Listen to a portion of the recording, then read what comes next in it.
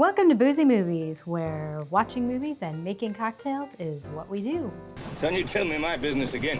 Today we're closing the beaches because we have two cocktails for the movie Jaws. This shark, swallow you whole. A peaceful beach town's summer plans are slightly inconvenienced by a great man-eating fish with a flair for dramatic entrances. Luckily, a police chief who's afraid of the water, a nerdy shark fan, and a grumpy fisherman with too small a boat are here to save the day.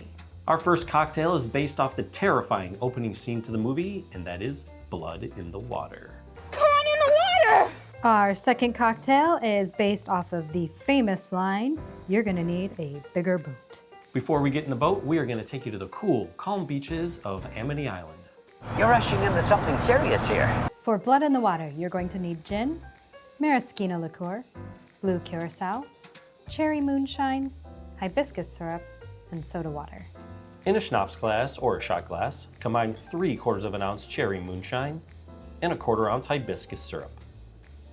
Place a Collins sphere on top and place in the freezer to set. In a mixing glass, combine 1½ ounces gin, a 1/2 ounce Maraschino Liqueur, and a 1/2 ounce Blue Curacao. Add ice and stir until chilled. Add 2 Collins spheres to the bottom of the chilled Collins glass. Turn over onto the prepared schnapps glass and write while keeping the sphere intact. Strain cocktail into glass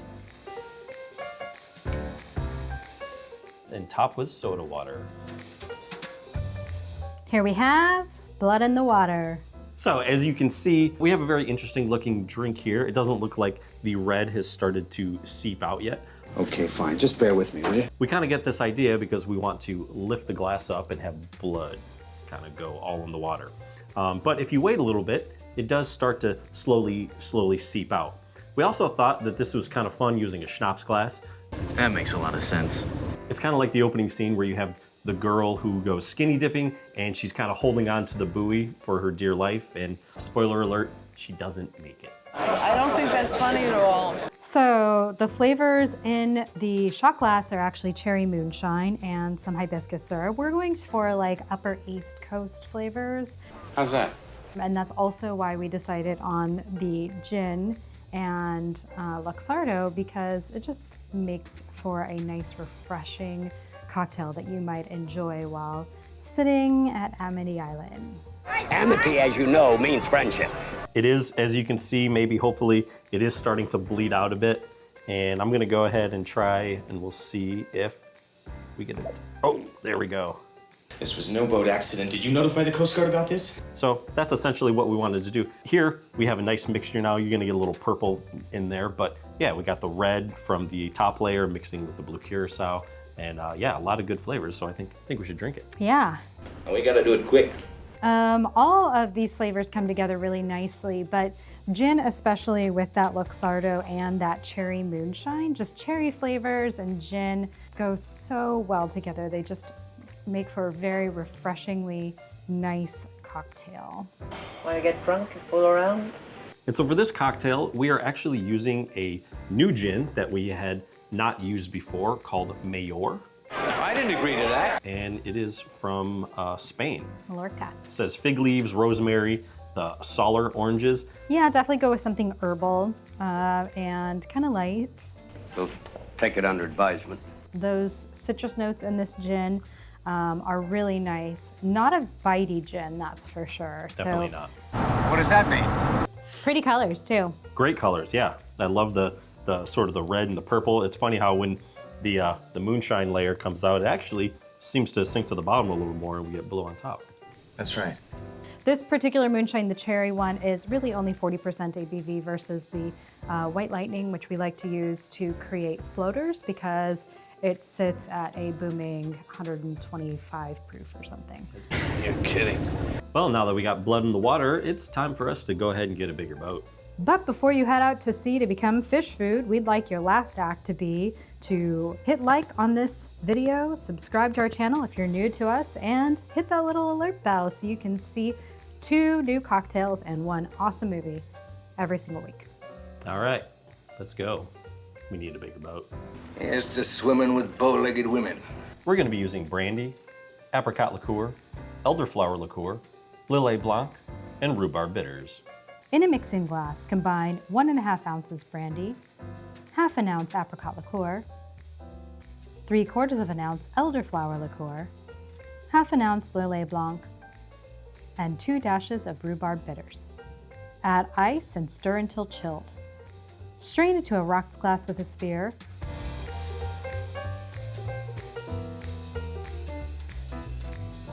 And garnish with a shark mouth cutout dripping with Angostura bitters. And here is a bigger boat.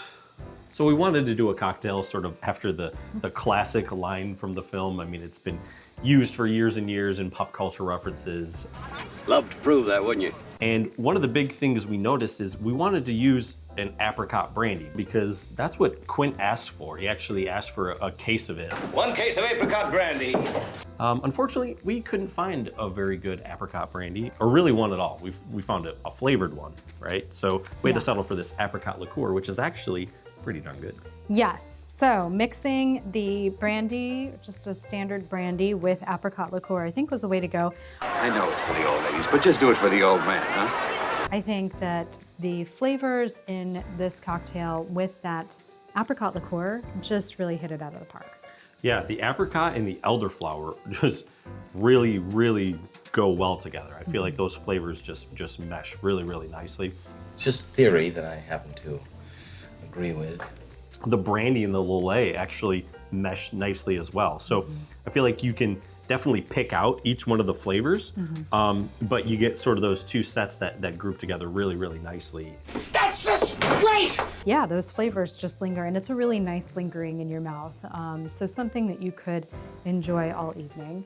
Drink to your leg. I'll drink to your leg. So we wanted a cocktail that really represented Quint and kind of his boat and everything, but it's kind of representative also of just the other two. So we have Hooper, and then we have Brody as well. Hooper's the real scientific one, and then Brody, he doesn't even want to put his toe in the water, and then before you know it, he's in the middle of the ocean, basically throwing bait to a 6,000-pound great white shark. Very intense scene where this line comes from, right?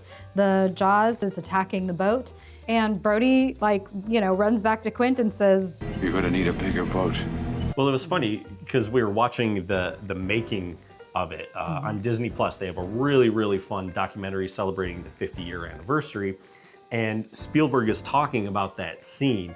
And he was like, I don't want you to turn and look at Quint, played by Robert Shaw, in that scene. I just want you to slowly walk back and be sort of almost paralyzed.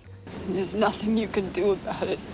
well, let's go ahead and bring in Blood in the Water, and we'll talk about the sensation of this movie and why it's such a big deal and why 50 years is incredible. I can't even believe that it's been 50 years. I can't. At least every kid from our generation kind of remembers watching this movie growing up and being a little terrified of it. You scared me. One of the things that we've talked about with Jaws and also Jurassic Park even is sometimes not showing the shark as sort of a conscious decision, although I think in this movie it just wasn't working on some days. But just the threat of what you don't see, right? Like is very, can be very scary. Yeah, the fear of the unknown is so strong. And I think in water, you feel even more kind of helpless because you don't have your feet underneath you. You don't know how far it goes down and what's down there. With how far it goes. And that can be really scary. It's like going into space. What are you, some kind of half-ass astronaut? The other big terrifier, of course, in this film was the wonderful work of John Williams. Maybe I should go alone. And he just really nails that sort of adventure, the tension, telling a story through music. I'm talking about finding a great white. Disney Plus has a couple of documentaries. First, of course, this 50th anniversary for Jaws, and then also the John Williams one where he talks extensively about that composition and working with Steven Spielberg. So I don't need this working class hero crap. I mean, lots of great films are turning 50. Next year, we are thinking about doing Taxi Driver and probably Rocky. What do you think? You got any better suggestions? Until then, we got some things to figure out, we got some cocktails to make, and more importantly, we have some movies to watch. So we're gonna go ahead and we're gonna cheers. We're gonna get out of here. I gotta put this little shark to bed, and we'll see you next week. Cheers. Cheers.